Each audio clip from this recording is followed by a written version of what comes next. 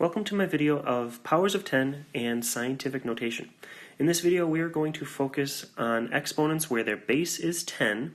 We're going to see integer exponents like we saw in the previous video, and I'm going to hopefully teach you some shortcuts on how to evaluate 10 when it is being raised to any power. Then we're going to branch that into scientific notation, learn about what it is, how it's used, and how we can come up with the numbers fairly easily. So let's get started by looking at the chart down here. If you watched the integer exponents video that I've made, this should look very similar to you. We are going to create all of the values for these exponents, 10 to whatever power. But we're not going to think of this as 10 times 10 times 10, which it is, but instead, when we're dealing with powers of 10, which is what all of these are, there's a nice little shortcut. 10 to the third power is 1,000. And the shortcut to figuring these out is realizing, 1,000 is a 1 with 3 zeros behind it. 3 zeros. When your base is 10, the exponent tells you how many zeros you are going to have. So, 10 to the second power is a 1 with 2 zeros behind it. 10 to the first power is a 1 with 1 zero behind it. 10 to the 0 power is a 1 with no zeros behind it. Then it changes a little bit for our negative exponents, because negative exponents means we're going to have fractions. So 10 to the negative 1 is 1 over 10, but if we're dealing with a decimal, it's 0.1. So instead of it being a 1 with a 0 in front of it, 1 with a 0 behind it, I have 1 with 1 0 in front of it, including the decimal. 10 to the negative 2 then would be a 1 with 2 zeros in front of it. And the decimal point always goes right in front of the final 0. So that's a nice little way for us to realize and remember these powers of 10. Now, if I were to say, does this work when I have 10 to the 8th power? You bet it does. 10 to the 8th power would be a 1 with 8 zeros behind it, which gives us 100 million. And if I were to take it then and do 10 to the negative 5th, well, this would be, as I said, instead of having zeros behind the 1, I'm going to have zeros in front of the 1. So I have a 1, 2, 3, 4, 5 zeros in front of it, and the decimal point always goes right before the final 0. This is the same thing as 10 to the negative 5th. Kind of a nice way to do that. But what if they're mean to us and they want us to create the exponent? Well, we work backwards. So let's take a look at something like that. If we are given a number that is a power of 10, and by power of 10 that means it's just going to have a 1 and zeros, that's all it's going to be made up of. If we are asked to create the exponent so that we show the power of 10, well, here's how we do it. We start off with 10. We're always going to start off with 10 if we're asked to create a power of 10. And then we need the exponent. We need to figure out, hey, what's going to go up top here? Well, count the zeros. Count all of the zeros. I have 1, 2, 3, 4 zeros. So this is 10 to the 4th power. And if I have a decimal that is just zeros and a 1 at the very end, that's important, has to have a 1 at the end, well, start with 10, just like before, but also count the zeros in front of it. How many, including after the decimal point? 1, 2, 3, 4.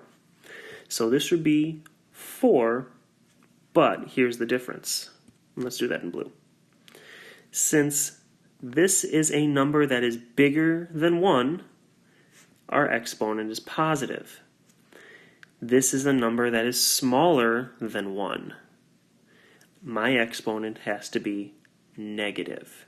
And I bet that's going to be one of the things that trips some of us up the most.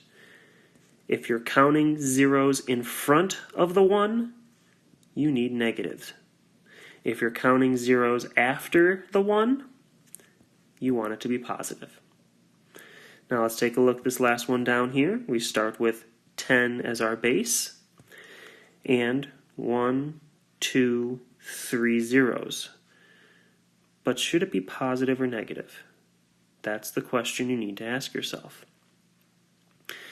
Well, these zeros are in front of the 1, which means this is going to be a negative 3.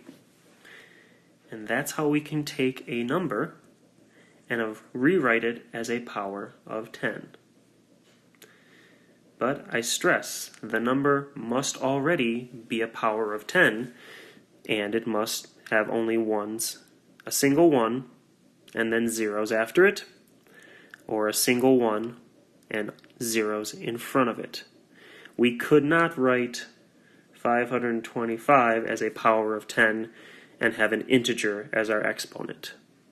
It could be done, but that's not what this video is about. So, now let's get into scientific notation, a phrase that sounds scary, but actually isn't too bad. Here we have the number in front of us, 92,960,000, and this, after looking it up, this is the approximate distance from the Earth to the Sun. When scientists use this number, they don't say 92,960,000.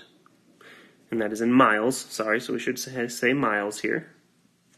They don't say 92,960,000 miles. That's a lot of words, and no one's got time for that. So what they use is a term called scientific notation. And the way they use this is they rewrite this number into something that is much smaller, but equivalent.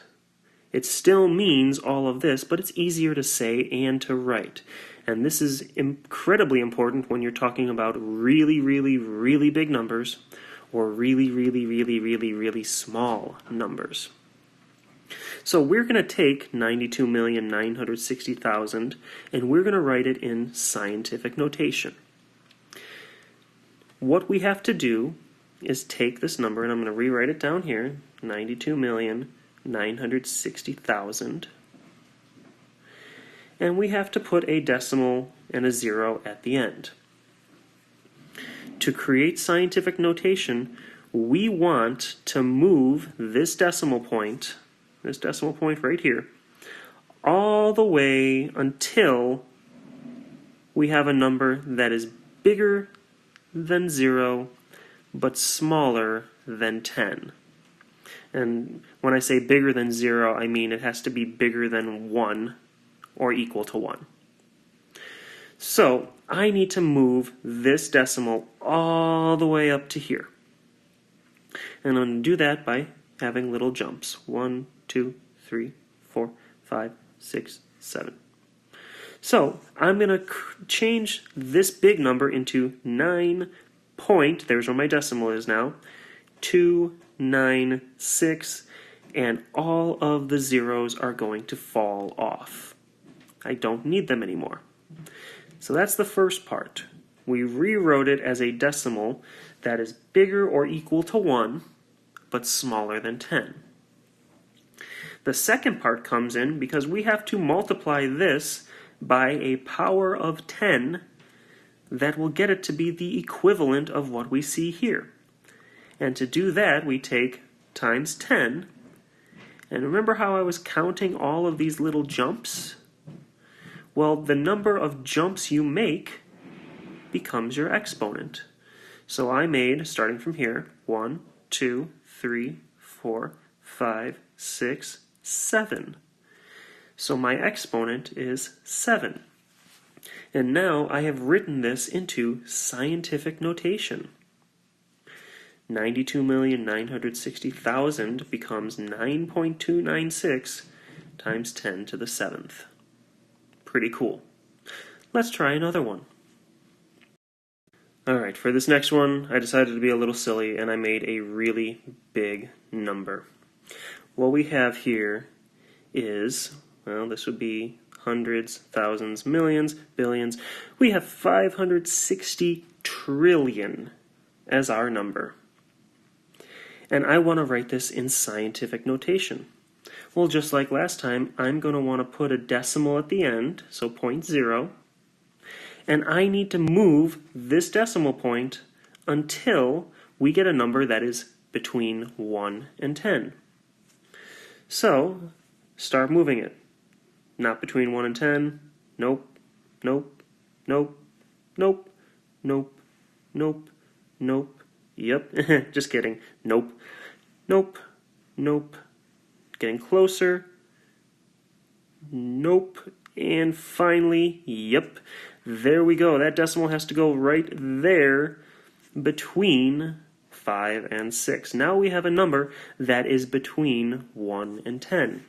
So I have 5.6. But don't forget, we need to add in the times 10 to some power so that this can become equivalent.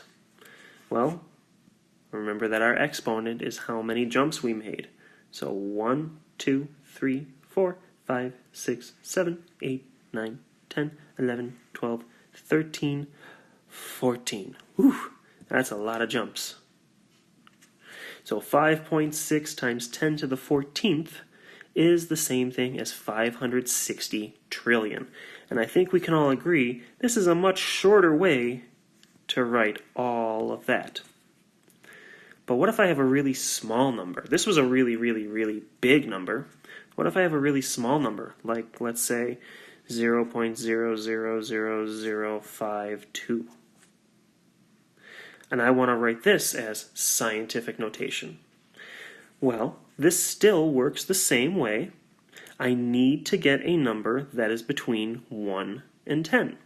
And right now, this number is between 0 and 10, but not 1 and 10. So I'm going to take my decimal and start moving it to the right instead of the left until I get a number that is between 1 and 10, and what do you know, right there between the 5 and the 2. So I have 5.2 times 10, but I need a power. Just like before, I count the number of jumps that I made. 1, 2, 3, 4, 5. But remember, I was jumping to the right, meaning that it's not just a 5, it's a negative 5. So I have 5.2 times 10 to the negative 5th power.